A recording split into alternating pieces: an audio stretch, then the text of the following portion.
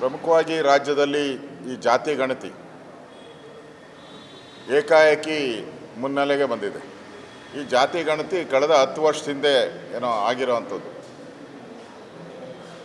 10 ವರ್ಷದಿಂದ ಜಾತಿ ಗಣತಿ ಆಗಿ ಅವತ್ತಿಗೂ ಇವತ್ತು ಪಾಪ್ಯುಲೇಷನ್ನು ಇವೆಲ್ಲನೂ ಕೂಡ ಭಾಳ ಬದಲಾವಣೆಗಳಾಗಿದೆ. ಈಗ ಸಿದ್ದರಾಮಯ್ಯನವರೇ ಹಿಂದೆನೂ ಕೂಡ ಮುಖ್ಯಮಂತ್ರಿಗಳಾಗಿದ್ದರು. ಅದಾದಮೇಲೆ JDS ಕಾಂಗ್ರೆಸ್ ಸರ್ಕಾರ ಇತ್ತು. ಆ ಸಂದರ್ಭದಲ್ಲಿ ಚಕಾರನೇ ಎತ್ತಿಲ್ಲ. ಕುಮಾರಸ್ವಾಮಿ ಮುಖ್ಯಮಂತ್ರಿ ಆಗಿದ್ದಾಗ ಚಕಾರ ಎತ್ತಲಿಲ್ಲ. ಸನ್ಮಾನ್ಯ ಸಿದ್ದರಾಮಯ್ಯನವರೇ ಸಮನ್ವಯ ಸಮಿತಿ, ಎರಡೂ ಪಾರ್ಟಿಗೂ ಸಮನ್ವಯ ಸಮಿತಿ ಅಧ್ಯಕ್ಷರಾಗಿದ್ದರು. ಅವ್ರು ಮನಸ್ಸು ಮಾಡಿದರೆ ನಿಮಿಷ ಮಾತ್ರದಲ್ಲಿ ಅವತ್ತೇ ಮಂಡನೆ ಮಾಡ್ಬೋದಾಯಿತು. ಅವತ್ತು ಮಂಡನೆ ಮಾಡಲಿಲ್ಲ. ಈಗ ಯಾಕೆ ಮಾಡ್ತಾ ಇದ್ದಾರೆ ಅಂದರೆ, ಮೂಡ ಕೇಸು ಇವತ್ತು ಕರ್ನಾಟಕ ರಾಜ್ಯದಲ್ಲೇನು ಇಡೀ ದೇಶದಲ್ಲೇ ಚರ್ಚೆ ಆಗ್ತಾ ಇರ್ತಕ್ಕಂಥ ವಿಚಾರ. ಈಗಾಗಲೇ ಕೋರ್ಟುಗಳು ಕೂಡ ತೀರ್ಪನ್ನು ಕೊಟ್ಟಿದೆ ತನಿಖೆ ಬಗ್ಗೆ.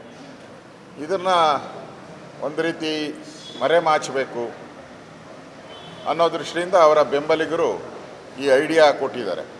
ಅದಕ್ಕೋಸ್ಕರ 10 ವರ್ಷದಿಂದ ಇಲ್ದಿದ್ದು ಈಗ ಏಕಾಏಕಿ ಬಂದಿದೆ ಅಂತ ಹೇಳಿದ್ರೆ ಇದು ಕಾಂಗ್ರೆಸ್ಸಿನ ಹುನ್ನಾರ ಅಂತ ನನಗನ್ನಿಸ್ತೈತೆ.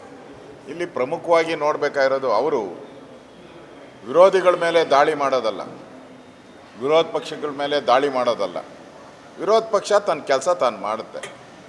ಸರ್ಕಾರದ ತಪ್ಪುಗಳನ್ನು ಎತ್ತಿ ಹೇಳೋಕ್ಕೆ ಜನ ನಮ್ಮನ್ನು ಇಲ್ಲಿ ಕೂತಿರ್ಸಿದ್ದಾರೆ.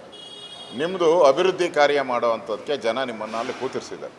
ಕಳೆದ ನೀವೇ ನಿಮ್ಮ ಆತ್ಮಸಾಕ್ಷಿ, ಸಿದ್ದರಾಮಯ್ಯನವ್ರು ಯಾವಾಗೂ ಆತ್ಮಸಾಕ್ಷಿ ಅಂತಾರೆ. ನಿಮ್ಮ ಆತ್ಮಸಾಕ್ಷಿ ಮುಟ್ಟು ನೋಡ್ಕೊಳ್ಳಿ. ಕರ್ನಾಟಕದಲ್ಲಿ 16 ತಿಂಗಳಲ್ಲಿ ಏನಾದರೂ ಅಭಿವೃದ್ಧಿ ಮಾಡಿದ್ದೀರಾ? ಏನಾದರೂ ಒಂದು ಸಣ್ಣ ಅಭಿವೃದ್ಧಿ ಕೆಲಸ, ಯಾವುದಾದ್ರೂ ನೀರಾವರಿ ಯೋಜನೆ ತಂದಿದ್ದೀರಾ? ರಸ್ತೆಗಳ ಬಗ್ಗೆ ತಂದಿದ್ದೀರಾ? ಆಸ್ಪತ್ರೆಗಳ ಬಗ್ಗೆ ತಂದಿದ್ದೀರಾ? ಸೋರುತ್ತಿರುವ ಶಾಲೆಗಳು ಅಂಥೇಳಿ ದಿನ ಆರ್ಟಿಕಲ್ಗಳು ಬರ್ತಾಯಿದೆ ಮಾಧ್ಯಮದಲ್ಲಿ. ಅದ್ರ ಬಗ್ಗೆ ಏನು ಕ್ರಮ ತೆಗೆದುಕೊಂಡಿದ್ದೀರಾ? ಶಾಸಕರ ಅನುದಾನ ಬಿಡುಗಡೆ ಮಾಡಬೇಕು, ಹಿಂದೆ ಮುಂದೆ ನೋಡುವಂಥ ಪರಿಸ್ಥಿತಿ ಇವತ್ತು ಕಾಣ್ತಾ ಇದೆ. ಅಂದರೆ ಸಂಬಳ ಅಂತೂ ಮರೀಚಿಕೆ. ಈ ರಾಜ್ಯದಲ್ಲಿ ನೌಕರರಿಗೆ ಸಂಬಳ ಕೊಡೋಕ್ಕೂ ಹಣ ಇಲ್ಲದೆ ಇರತಕ್ಕಂಥದ್ದು. ಸಬ್ಸಿಡಿ ಏನು ಕೊಡಬೇಕಾಯಿತು ಹಾಲೊಂದು, ಅದನ್ನು ಕೂಡ ಕಳೆದ 16 ತಿಂಗಳಲ್ಲಿ ಸಬ್ಸಿಡಿನೂ ಕೂಡ ಒಂದು ನಯಾ ಪೈಸೆನೂ ಬಿಡುಗಡೆ ಮಾಡೋದೇ ಇಲ್ಲ. ಅದು ಕೂಡ ಒಂದು 1,200 ಕೋಟಿ ಇದೆ. ಸೊ ಅಭಿವೃದ್ಧಿನೇ ಮಾಡಿಲ್ಲ. ನಿಮ್ಮ ಆತ್ಮಸಾಕ್ಷಿ ಮುಟ್ಕೊಂಡು ಅಭಿವೃದ್ಧಿ ಮಾಡಿಲ್ಲ.